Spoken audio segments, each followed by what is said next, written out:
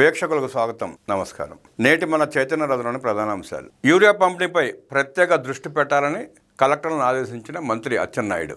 Urea మీద గత వారం రోజులుగా వైసీపీ పేటీఎం గారు ఎలాంటి దుష్ప్రచారాలు చేస్తున్నారో చూస్తున్నాం. ఫేక్ వార్తలు, ఫేక్ వీడియోలు, రాష్ట్రానికి సంబంధం లేని వీడియోలు తీసుకొచ్చి యూరియా దొరకట్లేదు, రైతులు ఇబ్బంది పడుతున్నారంటూ అబద్ధపు ప్రచారాలు చేస్తున్నారు వైసీపీ పేటీఎం కూలీలు. యూరియా పుష్కలంగా అందుతూ ఉంది. వీళ్ల దుష్ప్రచారం మూలంగా రైతులు మళ్ళీ ఎక్కడ యూరియా దొరకదోనని అధికంగా తీసుకుని స్టాక్ పెట్టుకునే ప్రయత్నం చేస్తున్నారు.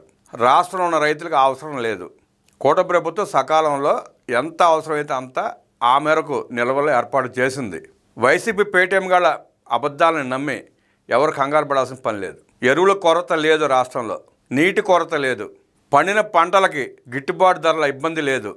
ప్రభుత్వం తక్షణమే చర్యలు తీసుకుని రైతులకు అండగా నిలబడుతూ రైతులకు చేదోడు వాదోడుగా నిలబడతా ఉంటే ఓర్చుకోలేని జగన్ రెడ్డి పేటీఎం కూలీలు విష ప్రచారం చేస్తున్నారు. అన్ని ఫేక్ వార్తలే. ఆ విషపుత్రికలు కూడా ఏ ఫేక్ వార్తలు.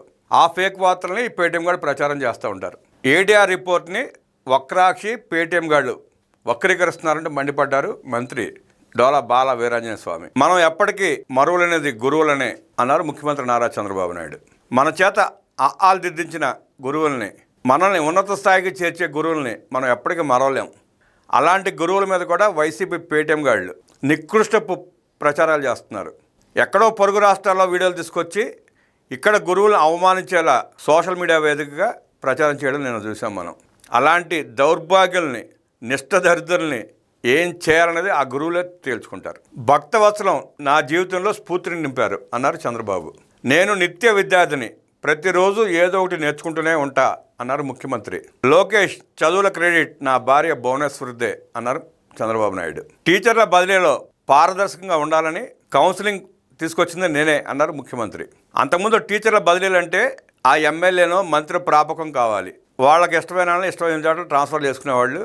గత పాలనలో జగన్మోహన్ రెడ్డి ముఖ్యమంత్రి ఉండగా విద్యాశాఖ మంత్రిగా బొత్స సత్యనారాయణ పనిచేసినప్పుడు ట్రాన్స్ఫర్కి ఒక్కొక్క ఉపాధ్యాయుడి దగ్గర నుంచి 5 లక్షలు తీసుకున్న పరిస్థితి కూడా చూసాం. మనం ఎన్నికలైన తర్వాత ఆ ఉపాధ్యాయులు రోడ్డు మీదకి ఎక్కి బొత్స సత్యనారాయణ ఎలా ఎండగట్టారో కూడా చూసాం.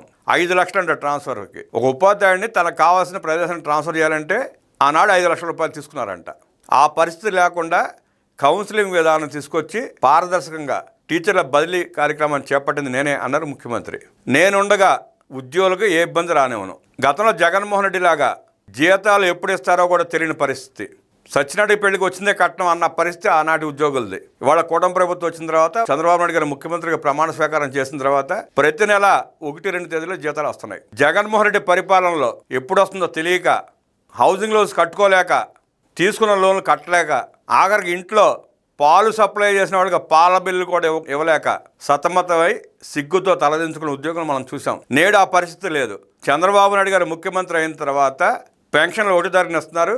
1, 2, 3 తారీఖులో జీతాలు కూడా వస్తున్నాయి. పిల్లల్లో సృజనాత్మకతను పెంచే బాధ్యత గురువులదే. టీచర్స్ డేలో ముఖ్యమంత్రి చంద్రబాబు నాయుడు ఉద్ఘాటన. విజయవాడ ఏ కన్వెన్షన్లో ఘనంగా గురు పూజోత్సవం. 175 మంది ఉత్తమ టీచర్లకు అవార్డులు అందజేసిన సీఎం చంద్రబాబు. ఈజ్ ఆఫ్ జస్టిస్తోనే సత్వర న్యాయం అన్నారు ముఖ్యమంత్రి. మీడియేషన్, ఆర్బిట్రేషన్ ప్రక్రియలతో వివాదాలకు పరిష్కారం. విశాఖలో ఏడీఆర్ సెంటర్ ఏర్పాటుకు సిద్ధం. ఇంటర్నేషనల్ మీడియేషన్ కాన్ఫరెన్స్లో సీఎం చంద్రబాబు. దేశంలో ప్రభుత్వ విద్య ప్రస్తావనకు వస్తే ఏపీ విద్యా వ్యవస్థ గురించే మాట్లాడుకోవాలి అన్నారు మంత్రి నారా లోకేష్. ఐక్యంగా ఆంధ్ర మోడల్ ఆఫ్ ఎడ్యుకేషన్ సాకారం చేద్దాం. నేను స్టాన్ఫోర్డ్కి వెళ్ళానంటే కారణం నా టీచర్లే. సర్కారీ స్కూళ్ల ముందు నో అడ్మిషన్ బోర్డులు టీచర్ల ఘనతే. లీప్ మోడల్ను పకడ్బందీగా అమలు చేయాలి. డిఎస్సి అంటే చంద్రబాబు, చంద్రబాబు అంటేనే డిఎస్సి. గత ప్రభుత్వంలో టీచర్ల దుస్థితి మర్చిపోవద్దు. వైన్ షాపుల ముందు కాపలా కాసే పరిస్థితిని చూశారు. గ్యారెంటెడ్ ఎఫ్ఎల్ఎన్పై ఉపాధ్యాయులు దృష్టి పెట్టాలి. విద్యాశాఖ మంత్రి నారా లోకేష్ భావోద్వేగ ప్రసంగం. విజయవాడ ఏ కన్వెన్షన్ సెంటర్లో ఘనంగా గురు పూజోత్సవం. సీఎం చంద్రబాబుతో కలిసి 175 మంది ఉత్తమ టీచర్లకు అవార్డులు అందజేస్తారు. చదువుకున్నాడు పాలకుడైతే ఆ గురువును పూజించుకుంటారు. ఆ విద్యార్థులకు ఏం కావాలో చూసి విద్యార్థులకు అవసరమైనవన్నీ కల్పిస్తారు. ఇప్పుడు నారా లోకేష్ గారు చేస్తుంది అదే. గత పాలకుడు జగన్మోహన్ రెడ్డి ఏం చేశాడో మనం చూసాం.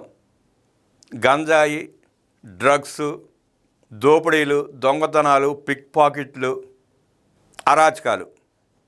ఆనాటి పాలకుడు జగన్మోహన్ రెడ్డి యువతని ఆ వైపు ఉసుగొల్పి ఎలా వారి జీవితాన్ని బుక్కిపాలు చేశాడో చూసాం. లోకేష్ గారు మంత్రిగా బాధ్యతలు స్వీకరించిన తర్వాత గంజాయిని కట్టడి చేశారు, డ్రగ్స్ను కట్టడి చేశారు. యువత వక్ర మార్గాలు పట్టకుండా అదుపు చేశారు. విద్యార్థులకు ఏం కావాలో అవి చేస్తూ ఆ విద్యార్థులే కాకుండా ఆ విద్యార్థుల తల్లిదండ్రుల మన్నలు కూడా పొందుతున్నాడు ఆయన. శభాష్ లోకేష్ అనిపించుకుంటున్న విద్యాశాఖ మంత్రి. మనకు తెలిసిన పూర్వ విద్యాశాఖ మంత్రులు నేటి విద్యాశాఖ మంత్రి ఒక్కరే ఉంటారు. విద్యాశాఖ మంత్రిగా బాధ్యతలు స్వీకరించిన ఏ మంత్రి కూడా శభాష్ అనిపించుకోవాలా. శభాష్ అనిపించుకున్న ఏకైక విద్యాశాఖ మంత్రి నారా లోకేష్ ఒక్కరే. నిన్న ప్రధానమంత్రి నరేంద్ర మోదీ గారిని ఆంధ్రప్రదేశ్ మంత్రి నారా లోకేష్ గారు కలిసి సుమారుగా గంట సేపు చర్చలు జరిపారు. రాష్ట్రానికి కావాల్సిన ఆర్థిక సహాయం, రావాల్సిన ప్రాజెక్టుల గురించి, జరుగుతున్న పరిణామాల గురించి ఆయనకి సవివరంగా వివరించి, జరగబోయే వాటిని, ప్రారంభోత్సవం కాబోతున్న పరిశ్రమల గురించి, ఐటీ కంపెనీల గురించి ఆయనతో చర్చించారు. నారా లోకేష్ గారు ప్రధానమంత్రితో భేటీ అవుతున్నారని తెలిసి ఇక్కడ వైసీపీ నాయకుల్లో వణుకు మొదలైంది.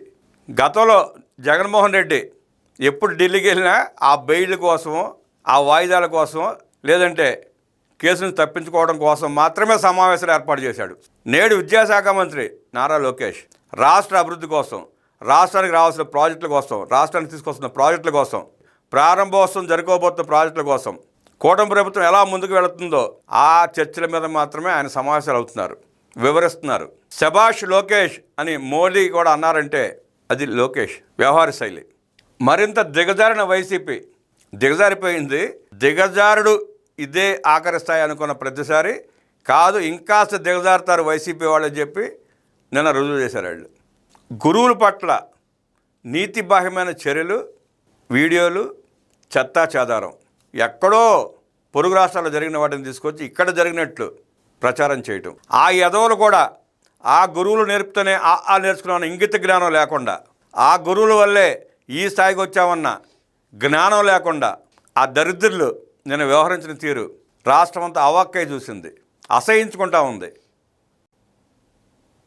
ఆ సన్నాసుల కన్నా తల్లిదండ్రులు ఆ యదవులకు బుద్ధి చెప్పాల్సింది పోయి ఇంకా వాళ్ళ అలా చూస్తూ ఊరుకుంటా ఉంటే సమాజాన్ని బాగు చేసుకుంటాక చంద్రబాబు నాయుడు గారు లాంటి నాయకుడు ఉంటాడు.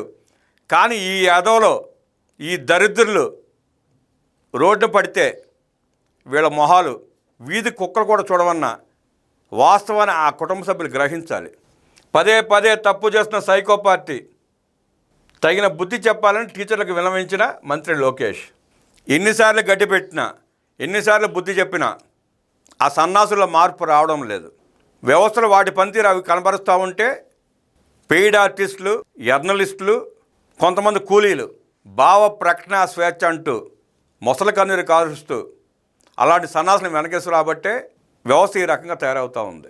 ఆ ఫేక్ వార్తలను ప్రచారం చేసే వాళ్ళ మీద, ఫేక్ వీడియోలు పెట్టేవాళ్ళ మీద కఠినమైన చర్యలు తీసుకుంటామని చెప్పి చంద్రబాబు నాయుడు గారు మాట్లాడుతూ ఉంటే కొన్ని గ్రామ సింహాలు బోరు నేడుస్తున్నాయి.